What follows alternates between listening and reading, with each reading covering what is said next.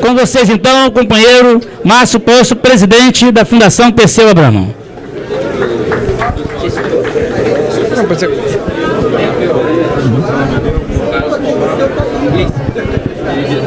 Eu estou aqui na... Alô? Boa noite a todos, com grande satisfação que nós estamos dando início a esse evento aqui no Rio de Janeiro. Quero saudar a todos com um abraço fraterno, solidário, a cada uma que aceitou o convite para participar aqui desse momento de reflexão, momento de posicionamento. Quero também cumprimentar aos que nos estão acompanhando pela internet, pela FPA Abramo, que também é uma outra forma de chegar a diferentes companheiros e companheiras que estão acompanhando a trajetória, a reflexão acerca do Partido dos Trabalhadores, aqui na cidade do Rio, no estado do Rio, no Brasil e também fora do Brasil.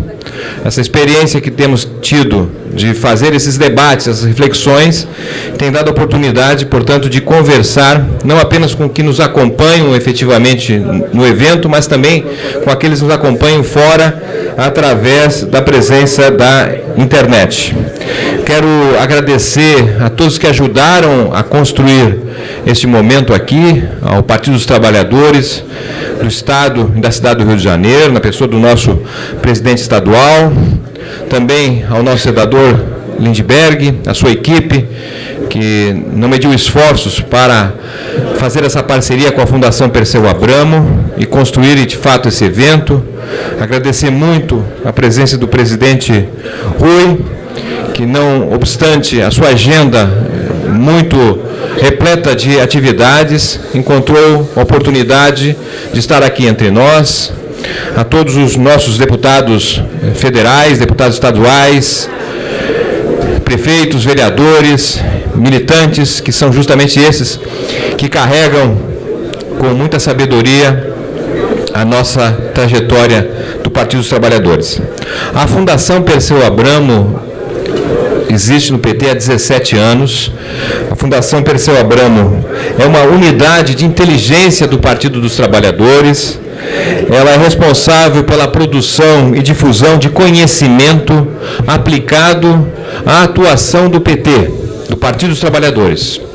E a Fundação Perseu Abramo também vem se especializando na construção de projeções, de pesquisas que ajudam a olhar para frente a nossa trajetória. Mas eu estava falando um pouco do papel da Fundação Perseu Abramo, né? O papel que ela tem dentro do Partido dos Trabalhadores, e nós organizamos a Fundação para cumprir 3 papéis importantíssimos, a nosso modo de ver, neste ano. O primeiro papel está relacionado à construção do projeto petista de governo. Qual é o projeto do petismo de governo nas nossas prefeituras, nossos governos estaduais, no governo federal? É preciso construir uma imagem de cooperação entre as mais diferentes prefeituras que nós temos, acompanhar a nossa representação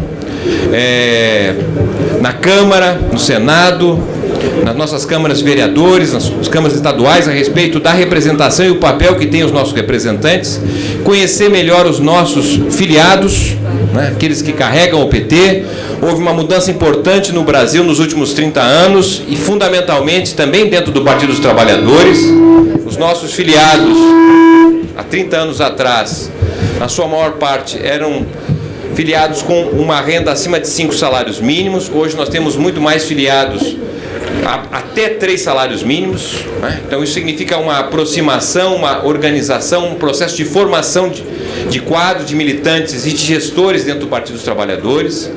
Foi construído um laboratório de políticas de gestão pública e já começou um conjunto de programas de capacitação dos nossos gestores nas mais diferentes prefeituras do PT. Hoje nós estamos com 2 cursos em cidades da Bahia. Conversamos com o Florencio, que é o presidente, a respeito da possibilidade de nós fazermos aqui a capacitação para os nossos gestores. Estaremos iniciando a partir do segundo semestre deste ano um curso de especialização com em torno de 380 horas para preparar o nosso time para a administração municipal em melhores condições. E se for aprovado pela CAPES, que é vinculada ao MEC, nós teremos a partir do ano que vem um mestrado profissionalizante em políticas públicas, né? Então, devemos dar um salto do ponto de vista da qualificação dos nossos companheiros, militantes, gestores e os quadros dirigentes do Partido dos Trabalhadores. Um outro eixo que estrutura o trabalho da Fundação Perseu Bramo neste ano está relacionado ao projeto de país. Qual é o projeto de país do PT? Olhando para frente, né? Qual o encaminhamento? Nos últimos 10 anos nós tivemos grandes transformações fundamentais. Hoje o Brasil é um país de referência mundial. O Brasil hoje está entre escolher o tipo de desenvolvimento que ele quer. É diferente do que está ocorrendo na Europa ou nos Estados Unidos, onde a escolha é entre a decadência ou o declínio. Nossa situação é diferente, né? Mas também precisamos olhar para frente o que nós queremos. E com esse projeto petista de país, nós temos hoje o envolvimento de 500 quadros, 500 intelectuais, professores, gestores que estão envolvidos em discutir uma visão acerca das possibilidades que o Brasil tem para os próximos anos, ajudando a construir de fato um bom debate que queremos fazer no segundo semestre sobre as questões chaves do Brasil de hoje. E ao mesmo tempo também construir um diagnóstico sobre os estados, os 26 estados mais o Distrito Federal, para preparar a nossa campanha para o ano que vem. E aqui temos a contribuição de vários companheiros do Rio de Janeiro, coordenação estado desse trabalho com o João Sixu. Nós vamos ter então até o final do ano um bom material para discutir e preparar a nossa campanha, olhando os dados de realidade do estado do Rio de Janeiro e de todos os demais estados da federação. E também temos um eixo estruturador, que é o eixo do projeto de mobilização do PT. Certo? Como é que nós vamos mobilizar a população? Porque houve uma mudança muito grande na estrutura social, né? Porque a sociedade evoluiu e nós precisamos recuperar a nossa capacidade de mobilização. Basta dizer que, por exemplo, não é, nós tivemos 22 milhões de postos de trabalho abertos nos últimos 10 anos, mas a taxa de sindicalização praticamente não se alterou, não é? Nós tivemos mais de 1.300.000 moradias abertas, construídas no Brasil, especialmente para o segmento de menor renda, mas pouco significou esse movimento em termos de ampliação das associações de bairro, dos movimentos de bairros, que são uma base fundamental da sociedade brasileira. Nós tivemos mais de 1 milhão de jovens oriundos das famílias de menor renda no Brasil, que ascenderam ao ensino superior por intermédio do ProUni. Mas isso não necessariamente significou a ampliação, a mobilização dos estudantes através das instituições estudantis, né? Nós temos, portanto, conhecer melhor a nossa sociedade e encontrar os melhores meios da formulação, da mobilização, porque somos, infelizmente, um país que não tem tradição democrática, um país que tem mais de 500 anos de história e está completando em 2013 50 anos de experiência democrática. E de 85 para cá, quando reinicia a democracia no Brasil, nós temos hoje 28 anos de democracia. E é sobre esse aspecto que eu gostaria de ressaltar muito rapidamente esse estudo, um segundo estudo que nós fizemos. O primeiro estudo foi sobre a situação de exclusão nos equipamentos culturais do Brasil, não é? E o potencial do Vale Cultura. Nós vamos discutir isso na segunda-feira, aqui no Rio de Janeiro. Novamente, é uma oportunidade para travarmos um debate importante sobre a questão cultural no nosso país, os avanços, mas também questões estratégicas a serem relacionadas. E hoje vamos tratar da trajetória da presença do PT nas cidades brasileiras. Nós temos acompanhado um pouco a experiência da esquerda no mundo e seu espaço de construção da democracia e de avanços do ponto de vista de uma estratégia de um país menos desigual. E essa experiência da presença de partidos de esquerda se iniciou ainda no século XIX em alguns países. A primeira experiência de partido de esquerda construída foi no Partido Social Democrata Alemão, em 1875. Então, nós vamos observando que a construção de partidos de esquerda foi importante, em primeiro lugar, na luta pela democratização, porque nós tínhamos um passado, não é, de democracia elitista, democracia para elite, uma democracia que só podiam votar homens com dinheiro. Vamos lembrar que no Brasil, até 1932, mulheres e pobres não votavam. Votavam apenas homens ricos. Tanto é que até 1930 participavam da eleição alguma coisa em torno de 5% da população.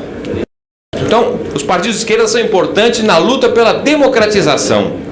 E essa foi a trajetória de vários países, com vários partidos, e aqui no Brasil não foi diferente. Os partidos de esquerda têm um papel fundamental, não apenas na luta pela democratização da sociedade, mas também pela universalização das oportunidades, a busca pela justiça, pelo progresso.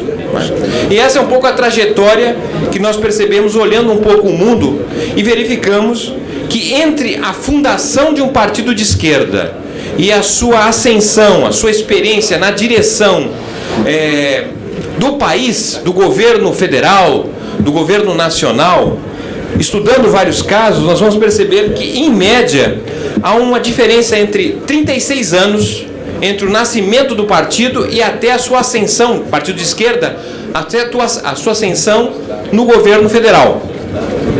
Isso olhando os vários países, mas temos evidentemente situações muito diferentes. No caso da Alemanha, o SPD, o Partido Socialista Alemão, levou 43 anos até ganhar as eleições, em 1918, por exemplo. Mas temos outros partidos que demoraram menos, como na Índia, o Janata, que levou só 7 anos entre a sua fundação e a sua ascensão como governo.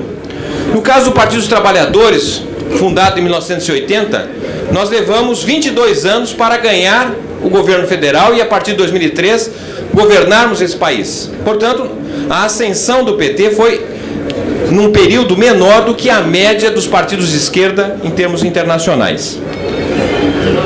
Outro aspecto importante que nós devemos considerar, não é que a chegada do PT ao governo federal foi uma chegada que passou por experiências no plano municipal.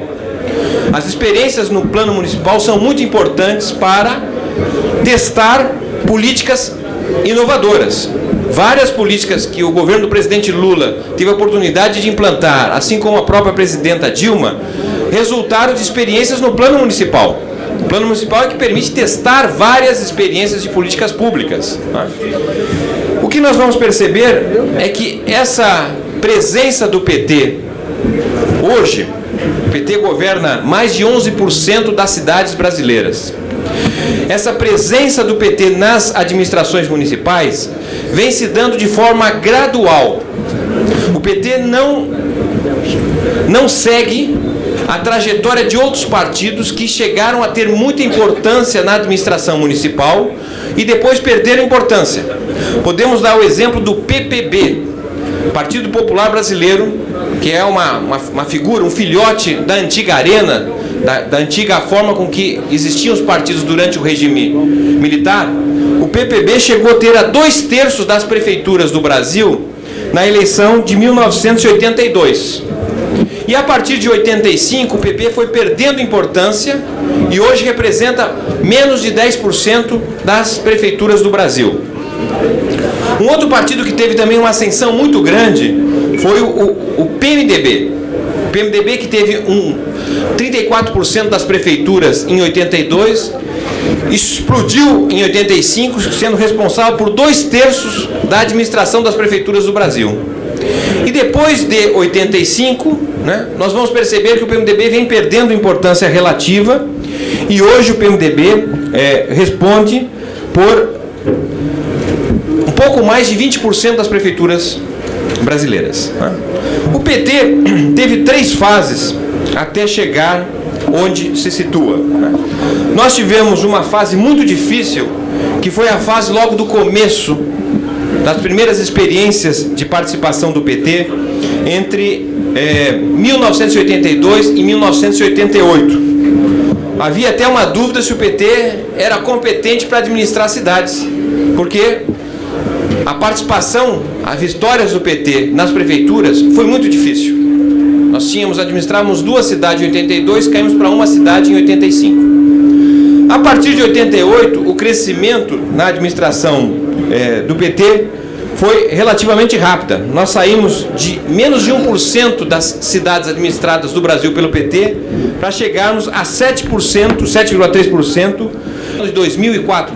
Essa aqui era a trajetória, não sei se vocês podem ver aí a linha, era a trajetória de dois partidos do PMDB e do PP, que são partidos que tiveram muitas eleições e depois vem caindo ao longo do tempo. O PT é aquela linha vermelhinha que veio ali até 88 numa situação... Essa aqui é melhor. A vermelhinha está difícil de ver de longe, mas enfim, é a linha mais baixa que vai crescendo a partir de 88, exatamente, vai subindo. Hoje nós governamos mais de 11% das prefeituras, de cada 10 prefeituras do Brasil, uma é petista. Estamos falando apenas de prefeituras em que o prefeito é petista. Certo? Evidentemente nós temos prefeituras em que o prefeito, ou vice-prefeita, ou vice-prefeito é petista, e há também aquelas administrações que nós fazemos parte como partido coligado. Nós estamos considerando apenas e tão somente as administrações municipais em que o prefeito, no caso, é de algum partido, né? Então, o PT hoje é o terceiro maior partido em número de prefeituras. Então, nossa trajetória é um pouco diferente de todos os demais partidos. Nós não somos aquele partido que explodiu, ganhando muitas administrações, depois não conseguiu segurar e vai numa trajetória de decadência, e nem somos partidos que cresceu um pouquinho, como foi o PFL, hoje DEM, e mesmo o PSDB, que chegaram a ter quase 17%, 18% das prefeituras e vem caindo. São partidos com decadência do ponto de vista da administração municipal. Então o PT vem se preparando para governar o país, vem ganhando prefeituras, né? Hoje nós temos quase 640 prefeituras. Ocorre que dessas 640 prefeituras nós temos quase 2/3 dessas prefeituras que são governados por petistas que têm menos de 5 anos de filiação. É gente nova que chegou no PT. Temos 1/3 dos prefeitos que têm apenas 2 anos de filiação. Certo? Mais dois aspectos a ser ressaltados, e aí eu praticamente encerro aqui a nossa apresentação. Está relacionado. Vamos passar. Essa aqui foi a trajetória que eu falei do PT, do ponto de vista da evolução das prefeituras, né? Nós tínhamos lá em 82 2 prefeituras, caímos em 85 para 1, e depois de 88 a gente começou a crescer, foi dobrando as prefeituras, o número de prefeituras até 2004. Em 2004 nós atingimos uma certa maturidade do ponto de vista da presença do PT, né? Mas essa trajetória mostra que o PT tem fôlego para continuar crescendo, tá certo? Conquistar novas administrações, além de manter aquelas que nós já somos governo. Mas isso precisa de uma estratégia, de uma preparação, de uma qualificação, né? Outro aspecto a ser levantado, pode passar para o próximo, por favor, que é um pouco a ideia da distribuição do PT no Brasil a partir das administrações municipais. O PT hoje é um partido que tem praticamente 90% das prefeituras estão em 3 grandes regiões: a região Nordeste, a região Sudeste e a região Sul. Certo? Isso responde hoje por 90% das prefeituras do país. Nós já fomos muito um partido associado muito ao Sudeste e Sul. Hoje nós estamos nos descentralizando, ganhando maior visibilidade em vários municípios. E o PT vem crescendo, pode passar para o próximo, vem crescendo, pode passar mais um. O PT vem crescendo muito mais rapidamente nas cidades pequenas e cidades médias do que as cidades grandes, certo? Essa é uma preocupação importante, porque nas cidades pequenas, nas cidades médias, a administração torna-se mais complicada, porque está mais distante dos grandes centros, não é? Do maior conhecimento. Mas isso não significou, não é? Esse crescimento mais rápido do PT nas cidades com até 10 mil eleitores e até 50 mil eleitores, não significou dizer que nós perdemos influência na presença do PT no produto interno bruto das cidades. Vamos passar o próximo aqui que nós vamos ver. Olha só, aí a evolução do peso do PT, das administrações petistas, em relação a riqueza do país gerada no âmbito municipal. Percebam que é uma trajetória que vai até o ano de 2000, ascendente, né? Nós saímos de 0,3% do PIB em termos de cidades administradas pelo PT e fomos para 24%, e hoje respondemos por 25% de toda a riqueza nacional, olhando do ponto de vista dos municípios. Tá certo? De cada R$ 4 que circulam no Brasil, é de responsabilidade da administração municipal. Tá? Outro aspecto importante, pode passar para o próximo, é a presença do PT na administração dos recursos orçamentários, olhando as administrações municipais.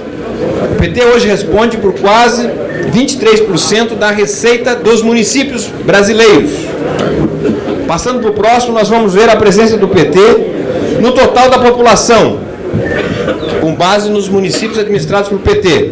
Em 82, o PT respondia por 0,2% da população brasileira. Hoje responde por praticamente 20% da população brasileira. Então, uma trajetória de expansão, uma trajetória que mostra a capacidade do PT ganhar espaço político com suas ideias, com suas propostas, com as suas realizações no âmbito municipal. E também podemos olhar, passar mais um, a gente vê o peso do PT, tanto em dirigir, não é, a presença da força de trabalho e também a geração dos empregos formais, que o PT representa alguma coisa em torno de 1/5 de todos os empregos formais existentes no país. Então, essa é a nossa capacidade de diálogo e de responsabilidade no que concerne a capacidade do PT administrar as cidades brasileiras. Nós temos quase 5.600 municípios no país. Municípios, uma quantidade grande, uma profunda heterogeneidade, uma profunda diferença entre os municípios. Né? E esse estudo pretendeu justamente mostrar que nesses 33 anos de existência do PT, né, tem sido importante a trajetória da presença do PT nos municípios. Nós estamos comemorando 10 anos de administração no governo federal. É a primeira vez na história do Brasil que nós temos 10 anos de continuidade programática dentro da democracia. Alguém pode dizer, não, mas nós tivemos outras experiências de continuidade programática, como foi durante os governos militares, ou como foi durante o governo de Getúlio Vargas, mas nenhuma dessas duas experiências foram democraticamente eleitas. Então esse é o nosso diferencial, o diferencial de combinar capacidade de administrar cidades, estados e país, capacidade de implementar políticas, não é, que façam com que as nossas forças produtivas aumentem a produção, mas essa produção também é compartilhada com melhor distribuição. Para encerrar, quais são os nossos desafios? Né? E o que pretendeu esse estudo? Pretendeu montar esse estudo que nosso partido tem uma trajetória diferente dos outros partidos. Tá certo? Nós estamos administrando as cidades, ganhando cidades de maneira gradual. E isso nos abre a perspectiva de ganhar de vitórias próximas nas próximas eleições. Isso pressupõe um grau de organização dentro do nosso partido, no plano municipal, no plano estadual, no plano federal. Nós vamos ter agora no segundo semestre um conjunto de debates importantes pelo PED, que é um momento oportuno também de nos prepararmos para a conjuntura eleitoral. Essa trajetória de avanço no PT demonstra que o PT não é aquele partido que chega no governo federal, incha e depois perde importância, como foi o caso das experiências tanto do PPB e do PMDB. O PT é um partido que segue a sua trajetória de vitórias e de ampliação gradual, conforme é possível fazer uma administração correta. E precisamos, evidentemente, considerar também os próximos anos numa trajetória de planejamento. É essa a preocupação fundamental de ter feito esse estudo, ter aberto o diálogo aqui com o PT do Rio de Janeiro, com o nosso presidente, o Florencio, com a equipe do Lidberg, com os nossos deputados, para que nós possamos ter melhores informações do ponto de vista do potencial do Partido dos Trabalhadores. Quero, por fim, agradecer o Agostinho, que é o presidente do Conselho Regional aqui de Engenharia, que nos ajudou a construir também esse momento, cedendo aqui o espaço para a realização. Então, muito obrigado a todos pela paciência e tolerância, e agora teremos, então, uma sequência de de fala, de reflexão. Muito obrigado.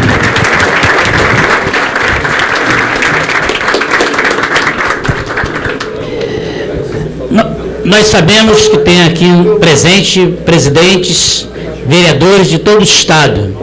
Talvez, nosso companheiro secretário de comunicação, Ricardinho, onde está? A gente poderia talvez ter a ideia de poder, pelo menos, dizer quem está presente, que era importante anunciar, talvez seja bom ter isso, né?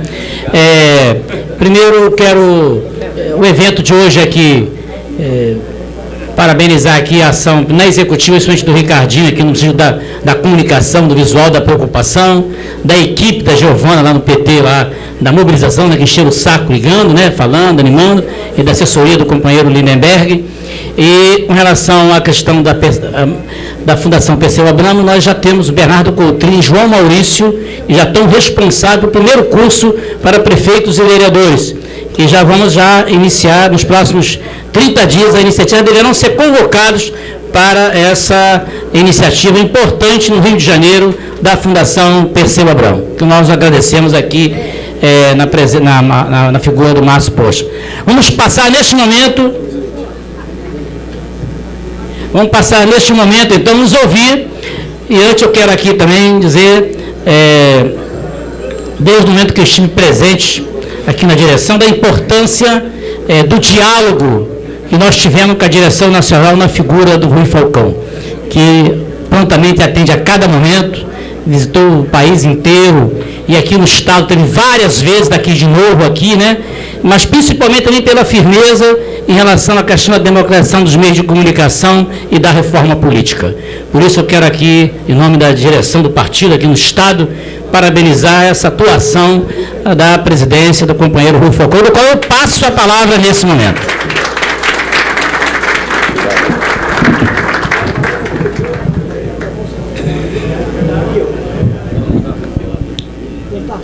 Olha, eu quero na mesa, tem o Agostinho Guerreiro, que é o presidente dessa instituição, quero agradecer, está brincando de pé, uma sala de palma, agradecer o espaço e está aqui na mesa.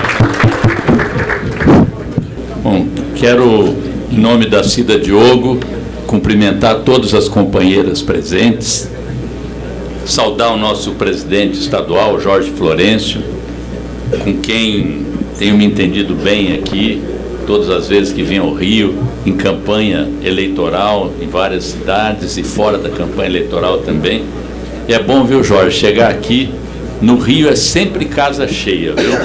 Então isso é muito bom, ver o partido mobilizado, com lideranças aqui, ouvindo o nosso Márcio Postman hoje. Saudar os nossos deputados federais, o Edson Santos, o Luiz Sérgio, o Alessandro Molon, o Jorge Bittar, e a Benedita da Silva, que é minha colega de Executiva Nacional também, viu, Benedita? Bom estar com você aqui. Saudar o Alberto Cantalice, também da Executiva Nacional, responsável pela campanha da reforma política. Saudar Quaquá, prefeito de Maricá, os companheiros. O Agostinho Guerreiro, agradecer, viu, Agostinho, o espaço aqui, a democracia com que você abre o CREA e oferece permanentemente para nós, e saudar o nosso senador Lindenberg, que nos orgulha muito pelo seu mandato e pela capacidade de mobilizar o PT do Rio nas caravanas.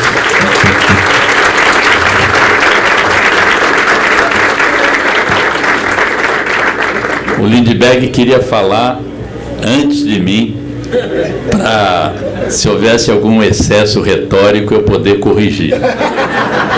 Mas eu tenho certeza que o Lindenberg está sereno, propositivo e leva as nossas bandeiras com muita correção, e é por isso que a gente tem em alta conta. E queria saudar o nosso palestrante principal aqui, que é o Márcio Postman. O Márcio é muito modesto e não gosta que a gente fale dele, mas eu tenho autoridade para romper a modéstia dele e falar um pouco aqui. Desde que o Márcio assumiu a presidência da Fundação, por indicação nossa, e tirando ele de um convite para ser secretário na Prefeitura de São Paulo, Fernando Haddad, nós tivemos uma mudança radical na Fundação Perseu Abramo. A Fundação hoje é uma usina de produção de conhecimentos para todo o partido, em várias áreas, na formação, na divulgação, no relato de experiências, na pesquisa, na formação de gestores. E, além disso, o Márcio reúne uma qualidade que não é sempre fácil de encontrar.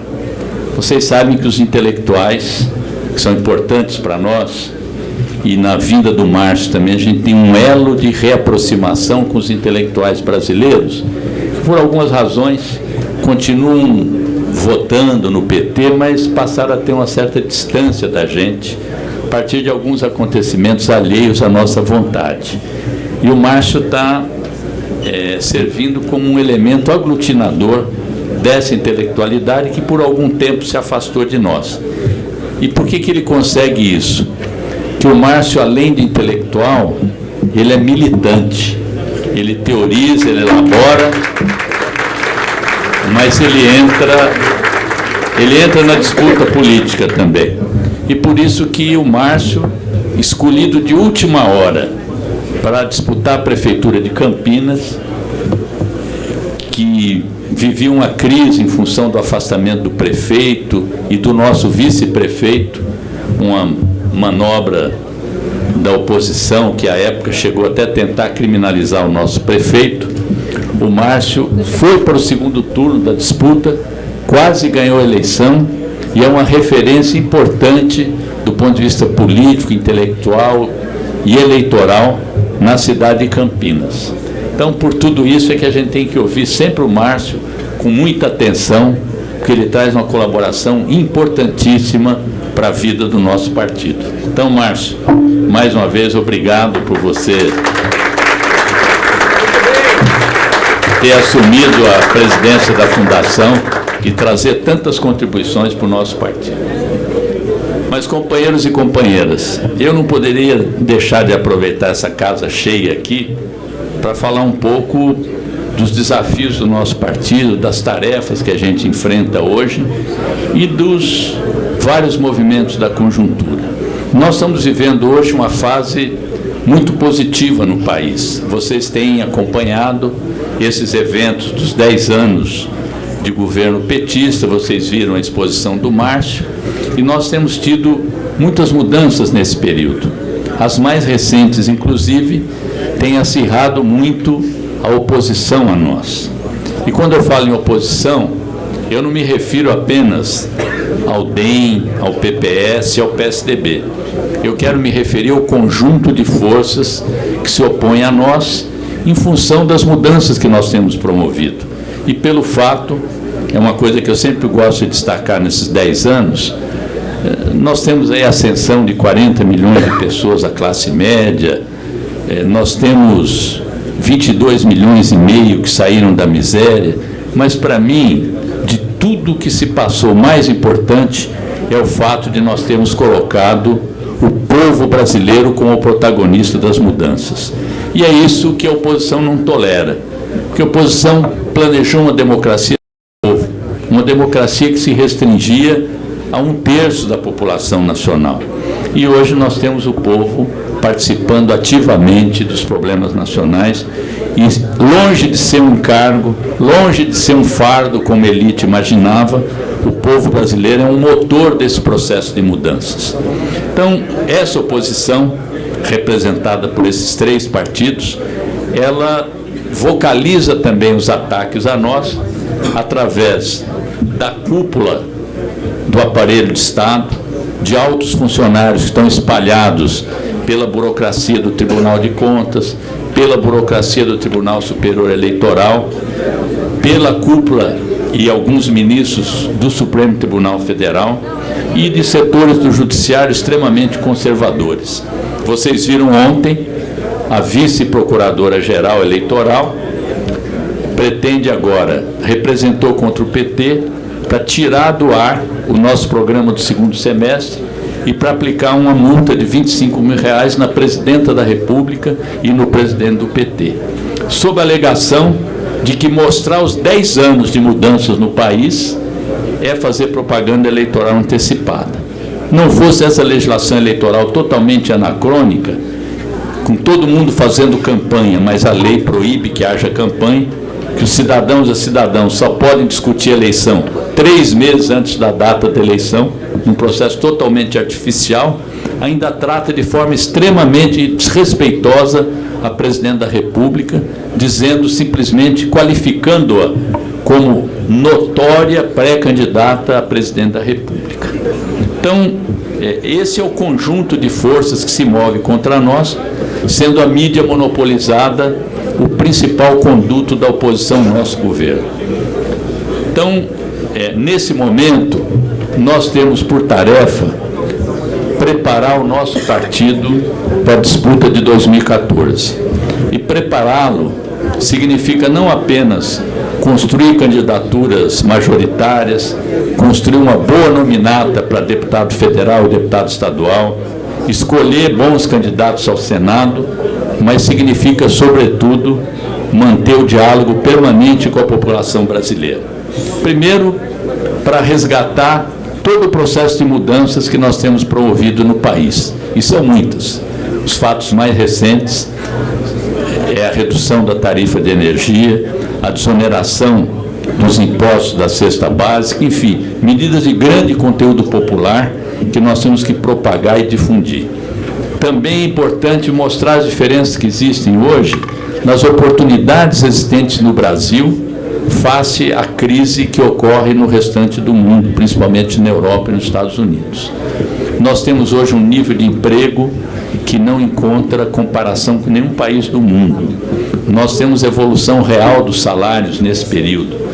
Então, são informações que nós temos que dialogar com a população, porque uma parte daqueles que ascenderam socialmente e que muitos consideram nova classe média, e que eu acho que é uma nova categoria de trabalhadores assalariados ou de pequenos empreendedores, esses companheiros e companheiras veem a sua ascensão, o seu ganho de novas oportunidades, não veem isso como resultado de processos sociais, ou como resultado de políticas públicas, de novas dotações orçamentárias.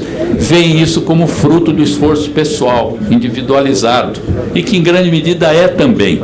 Mas esse esforço pessoal foi aberto, foi viabilizado por políticas públicas que passaram a reconhecê-los como cidadãos. Então é preciso que a gente dê o retrato da situação. Há uma nova geração de trabalhadores que não participou das greves, que não participou da campanha das diretas, que não tem muita memória do que ocorria antes do presidente Lula assumir o governo, e é preciso que a gente traga esses companheiros, seja para o sindicato, seja para o partido, seja para as entidades comunitárias das quais a gente participa. Envolvê-los na política, porque há uma campanha também dos meios de comunicação monopolizados contra a atividade política. Primeiro é contra os políticos em geral, depois é contra os partidos, e está aí a declaração recente de um alto funcionário da República, que diz que os partidos são partidos de mentirinha, que ele diga isso em relação aos outros, mas não vamos admitir que diga que o PT é um partido de mentirinha. E nós sabemos que quando se deixa a política de lado, se abre espaço para todo tipo de aventura, para manifestações autoritárias, para manifestações de cunho fascista, e não há processos políticos irreversíveis. Então, nós sempre temos que estar vigilantes para que esse surto de democracia, esse período democrático em que nós estamos vivendo, que boa parte dele se deve não só ao PT, mas em grande parte à atuação do PT, para que não retroceda e, ao contrário, que nós possamos aprofundá-lo e cada vez mais ter uma democracia mais participativa, mais representativa no nosso país. Então, essa é uma tarefa. A outra tarefa, nós precisamos começar, já que tivemos tanto sucesso na administração das políticas econômicas, mudando o orçamento nacional para permitir medidas de transferência de renda, nós precisamos remover alguns grilhões, algumas travas para o desenvolvimento da democracia no Brasil. Vários países da América do Sul, e cada realidade, cada país tem sua história, sua correlação de forças, quebraram a estrutura da elite, as amarras políticas que impedem um desenvolvimento maior da democracia. Aqui no Brasil, não. Aqui nós fizemos mudanças importantes do ponto de vista da economia, mas há várias travas que foram impostas pela elite, e nós estamos vendo agora as dificuldades que nós temos para fazer avançar os trabalhos da Comissão da Verdade. O Brasil é o único país aqui do Cone Sul que ainda não puniu os torturadores. É o único país em que a anistia é bilateral. Se anistia os que foram torturados e se anistia os torturadores. Então, isso só muda não por uma decisão do governo, isso muda com a alteração da correlação de forças na sociedade, com a formação de uma nova opinião pública. E essas mudanças, elas estão travadas por várias restrições institucionais e elas estão travadas também pelo fato da opinião ser unidimensional, ser monopolizada, e qualquer tentativa de expandir a liberdade de expressão é apontada como censura pelos meios de comunicação. Diz bem o presidente Lula que quando nós recebemos ataques da grande mídia monopolizada, é uma crítica. Mas quando nós criticamos a mídia monopolizada, nós somos a favor da censura. Então é preciso que a gente faça cumprir os artigos da Constituição que expressamente proíbem a existência de monopólio e oligopólio no país na área das comunicações, que se situa algo que também é garantido pela Constituição, a pluralidade e a diversidade, que haja complementaridade dos meios entre um sistema privado que é dominante, mas também um sistema estatal que não é só a Voz do Brasil, e um sistema público e comunitário, haja vista que as rádios comunitárias até hoje, a despeito de nós estarmos há 10 anos no governo, continuam sofrendo limitações e perseguições por parte da Polícia Federal. Então, companheiros, há um leque de propostas que nós precisamos colocar como meta para um segundo governo nosso, para alterar as condições e obter avanços. É importante que vocês saibam que uma pesquisa recente mostra que 50% dos pesquisados entendem que qualquer outro governo, que não o nosso, poderia sim dar continuidade aos programas sociais, ao Bolsa Família, por exemplo. Vocês viram agora a boataria, o terrorismo eleitoral que se criou de forma muito bem planejada em torno do Bolsa Família. Mas, pois bem, a população acha que um outro governo também daria continuidade ao Bolsa Família. E por que isso? Em parte é positivo, que a população vê isso como uma conquista inamovível, uma conquista que não vai mais reverter, no sentido de que nenhum governo teria coragem de abolir esses programas. Mas, por outro, significa que apenas o que nós já fizemos não é suficiente para garantir uma reeleição. O legado do presidente Lula foi um dos principais elementos para a eleição da companheira Dilma. Evidente que também com as qualidades pessoais dela, com a história dela, com a sua trajetória, com o seu discurso, o seu desempenho na campanha. Mas hoje, simplesmente esse legado é insuficiente. Nós precisamos também acenar com o futuro, que novas propostas nós oferecemos para a sociedade, para que ela veja no nosso governo não só uma manutenção do que foi conquistado, mas novas possibilidades de continuar avançando. E o futuro não é simplesmente o presente com algumas modificações, não é a reiteração do que existe hoje com alguns acréscimos. O futuro é um aceno para mudanças, e eu estou aqui apresentando algumas possibilidades de mudanças que nós podemos discutir com a população. E é nesse contexto que nós estamos colocando para vocês duas grandes campanhas nesse momento, além da preparação para a campanha eleitoral. Uma delas é a campanha pela reforma do sistema político eleitoral. Nós não estamos propondo uma campanha pegando todos os pontos que seriam suficientes para mudar o sistema político no Brasil. Isso nós estamos delegando para a convocação de uma Assembleia Constituinte exclusiva, que com a participação do povo poderia desdobrar essas mudanças. Nós estamos concentrando em duas grandes propostas, além da Constituinte. Uma delas é o financiamento público exclusivo das campanhas eleitorais, porque evita o peso do poder econômico que está decidindo as eleições. Vocês olhem para dentro do PT e estão vendo que isso já chegou entre nós. A possibilidade de candidaturas de primeiro mandato estão cada vez mais difíceis e as pessoas vão desistindo de se apresentarem como candidatos, que sabem hoje qual é um custo de campanha, inclusive dentro do PT.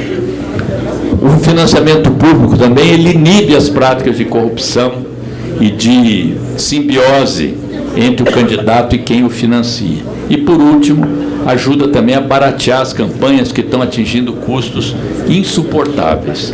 E quero lembrar aqui que o financiamento privado de campanha está na base da maior dificuldade que nós tivemos na história do PT, que é o episódio do mensalão, que levou a elite a criminalizar injustamente companheiros nossos da alta direção do partido. E que é preciso agora, nessa nova composição do Supremo Tribunal Federal, que os embargos infringentes possam ser apreciados e todo o processo possa ser revisto pelo Supremo Tribunal Federal.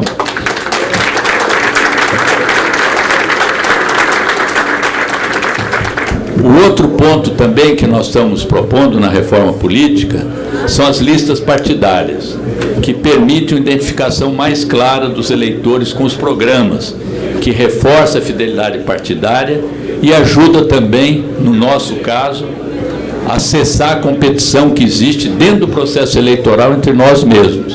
Muitas vezes, em determinadas regiões, o nosso adversário principal é um companheiro do PT e não um candidato de outro partido. Então, as listas partidárias são importantes e nós, em coerência com a medida que aprovamos da paridade de gênero nas direções partidárias, estamos propondo que as listas partidárias tenham igualdade de gênero, com alternância entre homens e mulheres, que é uma forma também de motivar mais ainda as companheiras e as mulheres em geral a se engajarem na participação política, porque é insignificante, irrisória e injusta a participação das mulheres no parlamento brasileiro, só para ficar num dos foros da política. O parlamento brasileiro tem menos participação proporcional de mulheres do que o parlamento do Irã, que é uma sociedade teocrática em que há uma subordinação constitucional das mulheres aos homens. Então, é para essa campanha que eu gostaria muito de convocar e de pedir o engajamento de vocês. Eu sei que nós estamos fazendo caravanas muito bem sucedidas pelo Estado, lideradas pela pré-campanha do companheiro o senador Lindbergh. É importante que nessas campanhas, nessas caravanas, a gente faça conjuntamente a campanha do Lindbergh, que é o nosso candidato, que a gente faça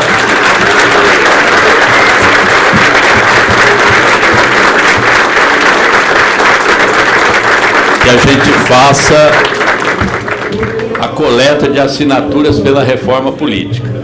Eu não vim aqui falar da campanha do Lindbergh, vocês sabem disso. Nós estamos aqui para a palestra do Márcio Postman.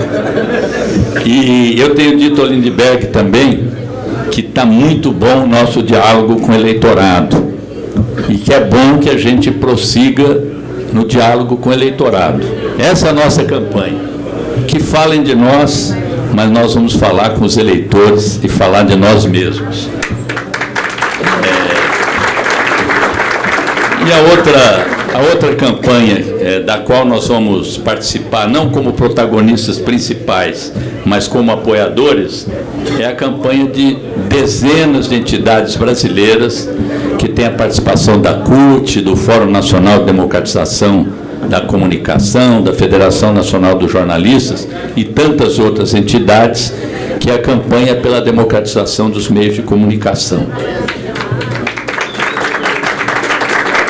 Se é verdade que, na época do liberalismo, a comunicação era... A liberdade de expressão era um direito individual importante, conquistada com muita luta, hoje a liberdade de expressão é um direito social, coletivo e interativo. E, por isso, cada vez mais, esse direito precisa ser expandido. A liberdade de expressão não pode se confundir com a liberdade de imprensa, simplesmente. E a liberdade de imprensa, tampouco, é também a liberdade de poucos grupos econômicos externarem suas opiniões. Então, é uma campanha vital para a democracia brasileira. Nós não vamos recuar, por mais que o presidente do PT seja atacado diariamente na imprensa, como quem quer controlar a imprensa, e não é esse o nosso papel nem nosso desejo, nós vamos prosseguir nessa campanha. E temos certeza que, se essa regulação não ocorrer até o final do mandato da companheira Dilma, nós vamos conquistá-la no segundo mandato da companheira Dilma e colocar isso, inclusive, como um ponto importante da nossa campanha eleitoral. Todas as vezes que o PT enfrentou desafios, em vez de se encolher e recuar, nós fomos vitoriosos. Está aí a campanha das diretas, está aí a campanha contra o colégio eleitoral, está aí a nossa persistência de manter a candidatura do Lula quando todos prognosticavam para a gente abandonar o barco, e nós fomos vitoriosos. Então vamos retomar aquela garra, aquela energia do PT, que o PT do Rio hoje está de cabeça erguida, e vamos colocar essa energia para conseguir essas mudanças. Por fim, companheiros e companheiras, nós temos o nosso processo de eleição direta e o nosso congresso em dezembro desse ano. O congresso é o momento para atualização programática nossa, para refletir sobre a experiência desses 33 anos, de como era o nosso programa, do que foi realizado e o que nós temos a propor para o futuro, tendo em conta as mudanças que precisamos fazer para atingir, numa transição longa, penosa, a sociedade que nós almejamos construir. E o processo de eleição direta é o processo de renovação das nossas direções. É o único partido no Brasil que elege seus dirigentes pelo método direto dos filiados. Nós tivemos, no último PED, cerca de 520, 530 mil filiados votando. Seria importante, até não só para o fortalecimento interno nosso, mas para fora também, que a gente desse um grande exemplo de participação democrática no partido, aumentando esse nível de votação. Só para a gente ver as diferenças. O PSDB de São Paulo elege sua direção da seguinte maneira: 5 mil filiados credenciados elegem 160 delegados, que vão depois escolher a executiva e o diretório estadual. O presidente que acabou de sair e queria se reeleger, ele propôs a ampliação do colégio. Em vez de 160, que os 5 mil votassem. Bastou isso para que houvesse uma intervenção da direção nacional e se restabeleceu o colégio original de 160 votantes que elegeu o atual diretório estadual. Eu acho que foi um avanço, porque a última escolha que eles fizeram do presidente da República, candidato a presidente da República, foi feito por 4 militantes do PSDB. Então eles estão avançando. Nós não, nós elegemos de forma direta, estamos agora também elegendo 50% homens, 50% mulheres, 20% de jovens até 29 anos, e o nosso exemplo da paridade foi seguido pela CUT e pela CONTAG. Então, espero que essa experiência possa se generalizar e conclamo a todos vocês a participarem também amplamente da eleição dos dirigentes zonais, municipais, estaduais e nacionais, num processo que começa em julho, com a inscrição das chapas nacionais e com eleição no dia 10 de novembro, em primeiro turno, e onde houver segundo turno, no dia 24 de novembro. Muito obrigado pela presença de vocês, pela atenção que dedicaram à palestra do Márcio Postman. E o Rio talvez seja palco aqui. O Márcio fez uma apresentação da situação do PT nas cidades brasileiras. Quem sabe, Márcio, depois de novembro, você volte aqui para falar da situação do PT nos governos estaduais.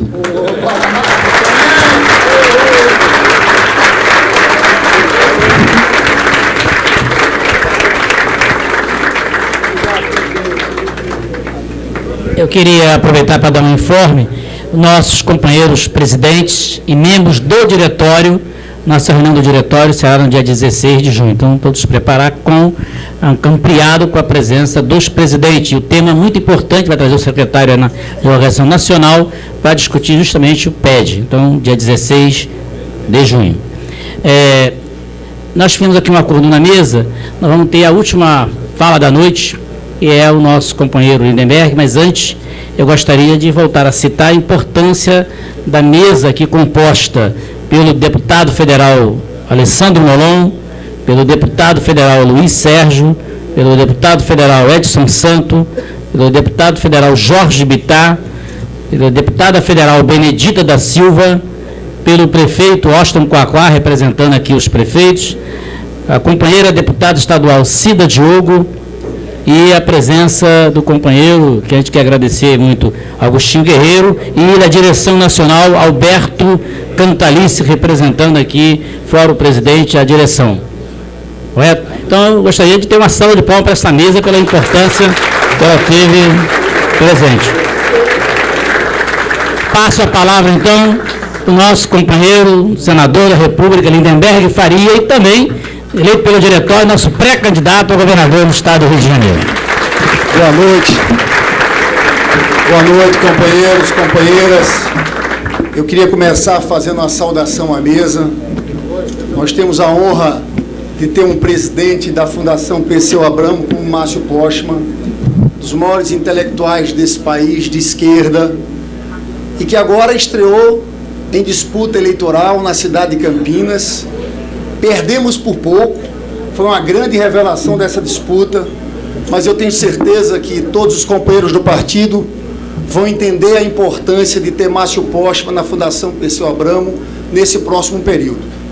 Quero saudar o nosso presidente Rui Falcão, esse homem que tem história da esquerda brasileira anterior à própria fundação do PT, na resistência à ditadura, foi preso pela ditadura militar, sempre um militante da esquerda, e eu fiz questão de dizer ao presidente Rui Falcão a importância do trabalho dele como presidente, rodando esse país todo, conversando estado a estado, dialogando, mas fiz questão de dizer, Márcio, quando o partido lançou agora o seu documento dos 10 anos de governo do PT, tivemos um documento que eu considero um dos melhores documentos da história do nosso partido, que não vacilava na defesa de uma linha, na denúncia dos anos do neoliberalismo no país.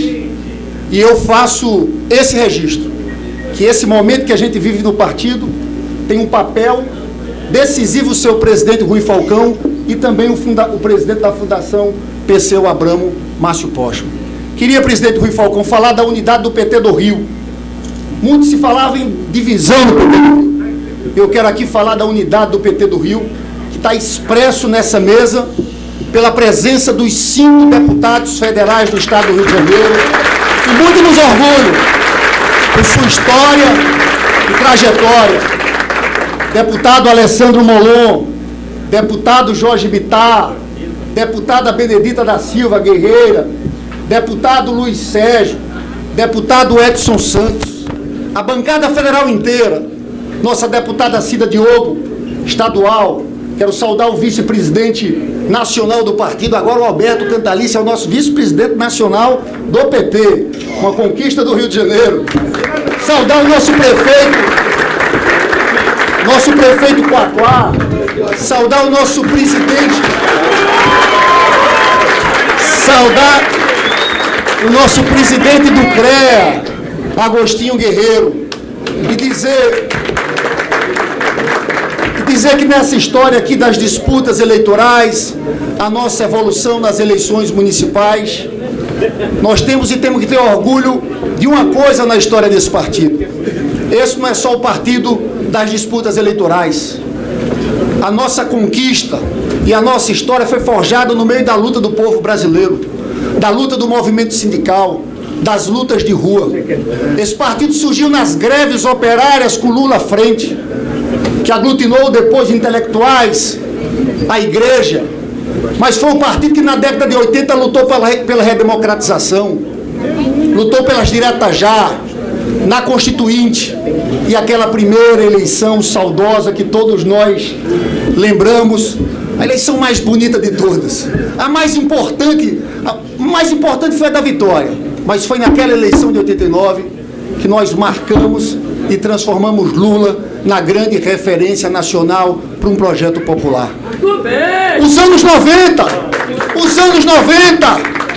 quando queriam demonizar qualquer um que defendesse uma presença altiva do Estado brasileiro, aquele período nosso de resistência nos anos 90 contra as privatizações, os governos do Fernando Henrique Cardoso foram fundamentais para que a gente construísse esse Brasil de hoje. Eu não quero me alongar aqui hoje, mas quando eu olho essa crise econômica internacional, primeiro é preciso que se diga, essa crise é a crise das ideias neoliberais, dos projetos neoliberais. Essa crise surge com a desregulamentação completa do sistema financeiro. Começaram a emprestar sem base os dirigentes dos principais bancos colocando dividendos para dentro. Quando houve a quebradeira, qual foi a saída que eles apontaram? Nessa hora eles gostam do Estado. Quando quebraram os bancos, o Estado teve que entrar. E quando o Estado entrou e veio a crise dos Estados nacionais, qual a saída que estão apontando na Europa? A mesma saída que quiseram impor para a gente aqui nos anos 90. Os velhos planos de austeridade. Eu, quando vejo a situação da Europa, estão propondo as mesmas coisas que quiseram fazer aqui nos anos 90. Privatização, demissão de servidor público, subtração de direitos trabalhistas e sociais. É isso que está acontecendo na Europa. Eu queria que os governantes da Europa olhassem o exemplo da América Latina nos anos 90. O que aconteceu aqui na América Latina. Porque no começo, a gente lembra como é que foi aquela ofensiva. Era o consenso de Washington, 89. Dizendo o seguinte, tudo que era Estado não valia a pena. Tinham que privatizar, tinham que tirar direito dos trabalhadores. E fizeram aqui em toda a América Latina. O que aconteceu aqui, a gente lembra da crise da Argentina, que privatizou a empresa de petróleo, a Aerolíneas Argentina, retirou direitos dos trabalhadores e quebrou. Qual foi o fim da Argentina? De la Rua teve que fugir de helicóptero porque o povo cercou a Casa Rosada. Mas não só ele, no Equador, Lúcio Gutiérrez, que era o presidente, também teve que fugir. Carlos André Pérez, na Venezuela. Salinas Gortari, no México. Collor de Mello, aqui no Brasil.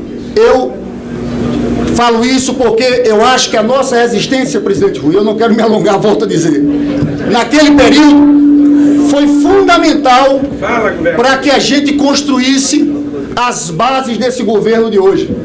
Ao contrário do que fizeram na Argentina, no Equador, na Venezuela, no México, aqui houve resistência popular. Eu me lembro da luta contra as privatizações. Toda a campanha minha, Rui, eles trazem de volta uma foto minha quando eu era líder estudantil com a pedra na privatização da Telebrás e na luta contra a privatização da Vale do Rio Doce. Eu acho que se nós não tivéssemos feito aquela luta e que se não existisse uma liderança popular como Lula e que se não existisse um partido como o Partido dos Trabalhadores, eu não tenho dúvida em afirmar que eles tinham privatizado a Petrobras, o Banco do Brasil, a Caixa Econômica Federal e o BNDES. Não é conversa contra os tucanos. Não é conversa contra os tucanos. Eles não foram mais porque não conseguiram. Falavam em Petrobras, mudar o nome Petrobras. Nós temos documentos que eles falavam isso em relação ao Banco do Brasil e ao BNDES. Foi isso que permitiu na crise de 2008, quando o mundo todo estava em crise, nós tivemos esses instrumentos.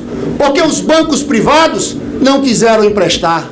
Quem foi que deu crédito para estimular a economia? Foi o Banco do Brasil, foi a Caixa Econômica Federal. Quem deu crédito para as empresas investirem foi o BNDES. Quem fez o maior investimento da história desse país foi a nossa Petrobras. Então, senhores, se não tivéssemos feito aquele processo de resistência, talvez não tivéssemos as condições de construir esse projeto, que eu acho que é um projeto que é referência internacional nesse momento. Porque nós do Brasil e na América Latina podemos dizer o seguinte, ali é um desembarque dessas políticas neoliberais no mundo. Nós estamos construindo um outro modelo, crescimento com inclusão social, melhorando a vida do nosso povo. 30 milhões que saíram da miséria. E eu concordo com o presidente Rui Falcão aqui. Todo mundo fala classe média, 42 milhões que foram da classe média. Eu concordo com ele também. Eu acho que a gente pode falar de uma classe trabalhadora que conquistou direitos, está ampliando suas condições de vida. Mas foi essa a vitória do nosso governo. Eu tenho muito orgulho de dizer uma coisa. Várias gerações defendem uma determinada bandeira, projeto político, e infelizmente não conseguem vitória. Nós todos, militantes da esquerda brasileira, do Partido dos Trabalhadores, podemos ter um orgulho, dizer, nós lutamos muito, mas nós tivemos um governo que está aí há 10 anos, que está mudando a vida do povo brasileiro para melhor cada vez mais. Eu quero encerrar só dizendo uma coisa.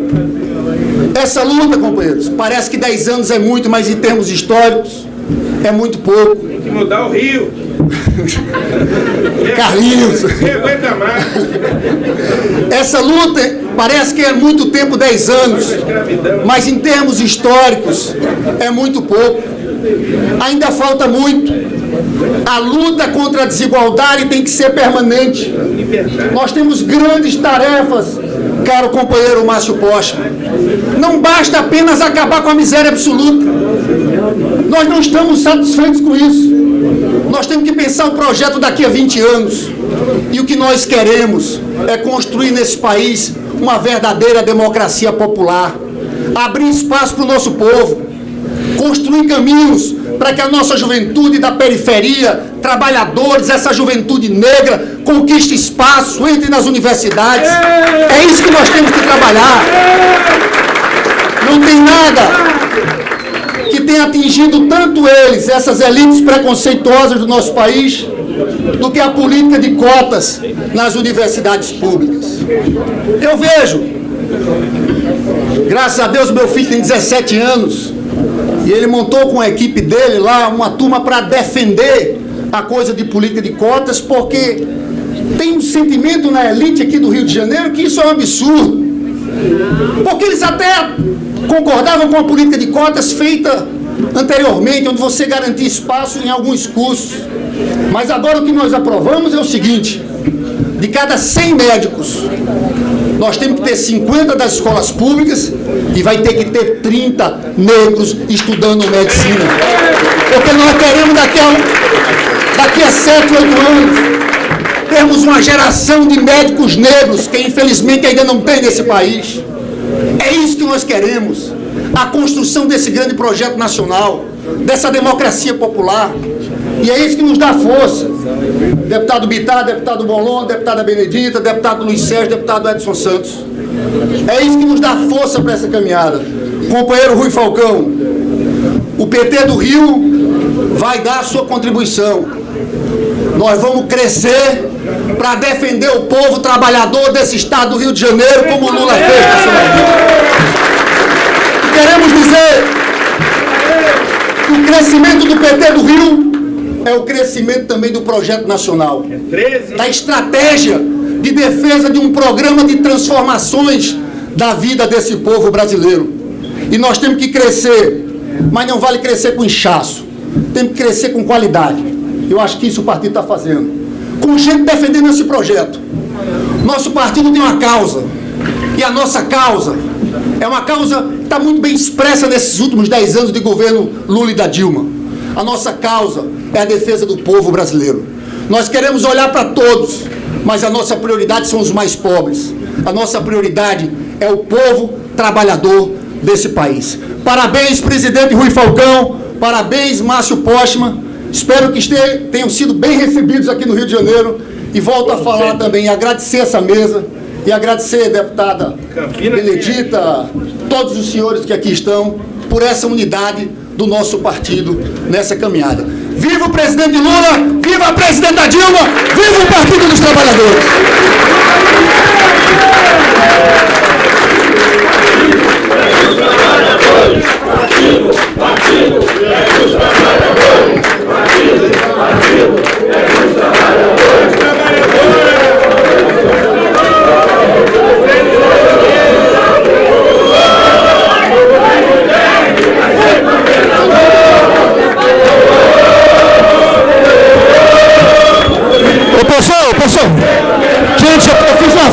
nível aqui, pessoal.